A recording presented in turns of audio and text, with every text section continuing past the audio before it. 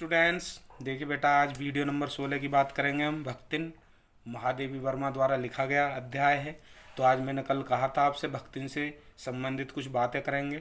तो आज हम केवल ये बातें करेंगे। प्रश्नोत्तर जो बुक्स में दिए हैं, बुक के अंदर हैं, वो आपको स्वयं लिखने हैं और अपने विचार लिखने हैं। ठीक है छात्रों, तो चलो अब हम बात करते हैं भक्तिन के बारे में। तो भक्तिन का की पवित्रता, तो देखिए भक्तिन जो थी वो कितनी, उसके अंदर कितनी पवित्रता थी। नंबर 1, प्रातःकाल उठती थी, स्नान करती थी, धुली धोती जल के छींटे से पवित्र करके पहनती थी, निकलते सूर्य और पीपल को अर्घ्य देना, यानी वो जल देना, 2 मिनट जप करना, चौके की सीमा, यानी जो गांव में होते हैं इस तरीके चौके की सीमा निर्धारित कर खाना बनाना, और नाई के उस्त्रे को गंगा जल से धुलकर वह अपना मुंडन करती थीं और अपना खाना बनाकर ऊपर के आले में रखती थी, यानी जो अलमारी होती है अपने शरीर से ऊपर की आले में रखती थी। नेक्स्ट, भक्तिन द्वारा बनाया भोजन, यानी जो भोजन बनाती थी, यानी जब वो वहाँ पर गई थी लेखिका के पास, तो नंबर 1, ग्रामीण अहीर परिवार के स्तर का ही होता था, यानी जो खाना बनाती थी वो अपने स्तर का ही बनाती थी, जो उनसे आता था, उसमें कोई परिवर्तन नहीं, जो गांव में बनता है ऐसा ही खाना बनाती थी, जो वो जानती थी। लेखिका ने अलग भोजन की व्यवस्था की थी, किंतु इस देहाती वृद्धा, यानी बुद्ध बुजुर्ग हो चुकी थी, तो इस वृद्धा ने अपनी सरलता से इतना प्रभावित किया कि अपनी असुविधा ही छुपाने लगी। कौन छुपाने लगी?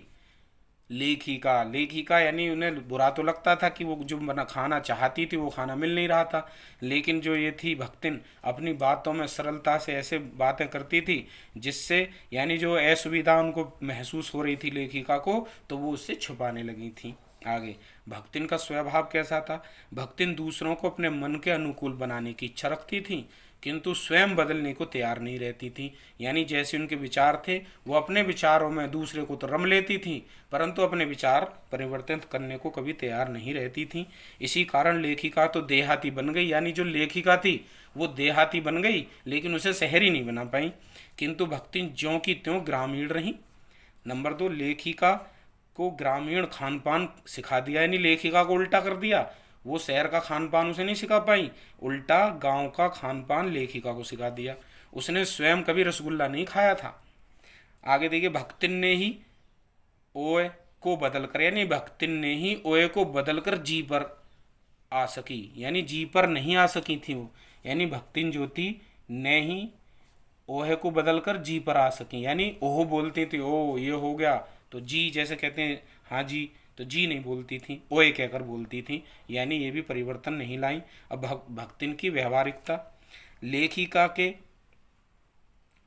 इधर उधर पड़े पैसों को किसी मटकी में छिपा कर रख देती थी। नंबर 2, भक्तिन का मत था अपना घर ठहरा पैसा रुपया जो इधर उधर पड़ा देखा संभाल कर रख दिया, वो अपना घर मानती थी, इसलिए वो जो पैसे पड़े दिखाई देते थे उसे एक मटकी में रख देती थी।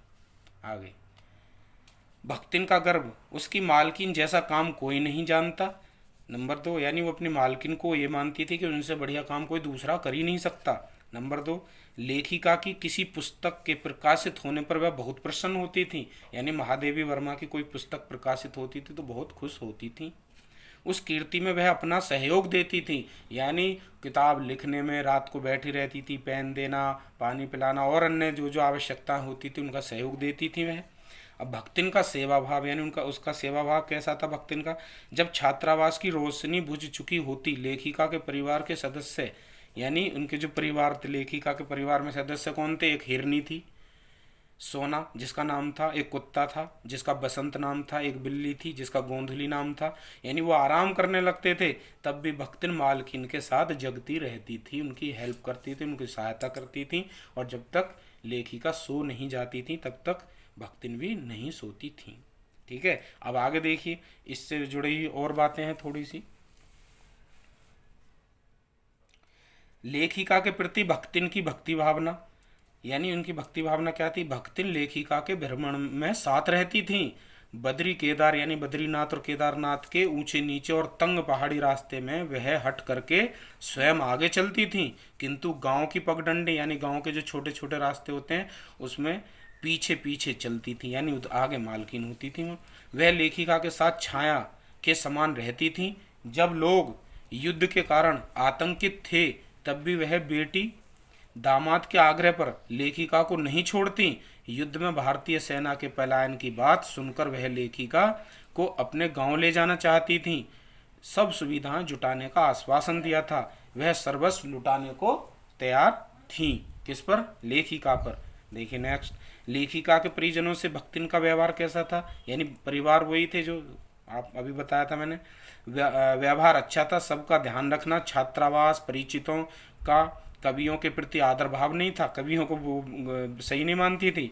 जब किसी विद्यार्थी को किसी कारण जेल जाना पड़ता था तो उसकी खबर, यानी आज़ादी के लिए जब वो चल रहा था, खबर सुनकर वह व्यथित हो जाती थी, यानी दुखी हो जाती थी, उन्हें पसंद नहीं था जेल जाना।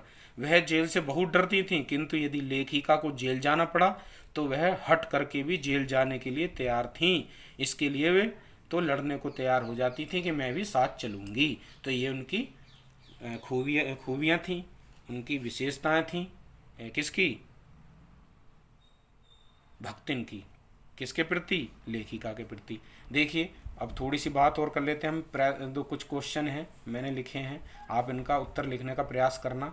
इसी प्रकार के परीक्षा में आपसे पूछे जाएंगे और पूछे जाते हैं।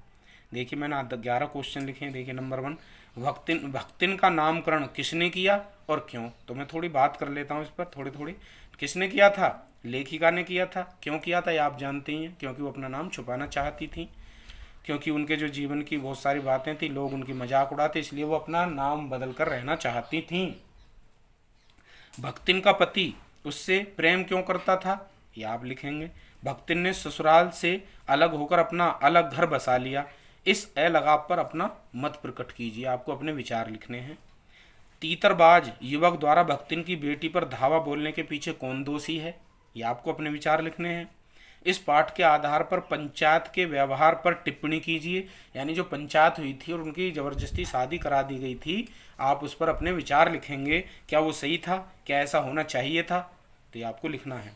अगला, भक्तिन भोजन के संबंध में कैसा व्यवहार करती थी? ये मैंने आपको बता दिया था कि जो वो चाहती थी, जो जानती थी, वो उसी को खिलाना पसंद करती थी और लेखिका भी उसी को खा लेती थी।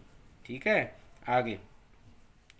महादेवी के जीवन पर भक्तिन का क्या प्रभाव हुआ? आप जानती हैं, उन्हें क्या बना दिया था? उन्हें देहाती बना दिया था, यानी अपने विचार तो उनमें डाल दिए और लेखिका के विचार वो उनमें, लेखिका अपने विचार उनमें नहीं डाल पाई। आगे, महादेवी के पशु प्रेम पर प्रकाश डालिए। तो ये आप लिखेंगे, क्योंकि वो महादेवी वर्मा के क्या क्या थे? बिल्ली थी, कुत्ता था, हिरनी थी, तो इसके बारे में लिखना कि वो क्यों करती थी पशु प्रेम। आगे, युद्ध का भय बढ़ने पर भक्तिन ने महादेवी से क्या प्रार्थना की? तो ये मैंने आपको बताया था क्या की थी? अपने घर चलने के लिए सारी व्यवस्था उपलब्ध कराने की उन्होंने रिक्वेस्ट की थी उनसे। आगे, भक्तिन और महादेवी के संबंधों को आप क्या नाम देंगे? या आप अपने विचार से लिखिए क्या नाम दे सकते हैं उन्हें। भक्तिन के मन में जेल जाने वालों के प्रति क्या भाव थे? ये भी आपने अभी मैंने नीचे पढ़ाया था, तो आपको इन्हें समझते हुए प्रश्नों के आंसर लिखना, और आपकी जो बुक में प्रश्न दिए हैं उसके उत्तर भी आपको अपने मनोवेग से लिखने हैं। ठीक है छात्रों, अब हम नेक्स्ट वीडियो जो लाएंगे, नेक्स्ट चैप्टर लाएंगे, उसमें भी हम उसके सारांश, यानी जो चैप्टर है उसके यानी उसकी जो अंदर छुपा हुआ ज्ञान है उससे संबंधित बातें करेंगे। उसके भी प्रश्न आपको उत्तर उसके स्वयं लिखने पड़ेंगे। तो ऐसे ही नेक्स्ट चैप्टर की व्याख्या लेकर मैं उपस्थित हूँगा। ठीक है छात्रों, वीडियो देखने और सुनने के लिए आपका बहुत बहुत धन्यवाद।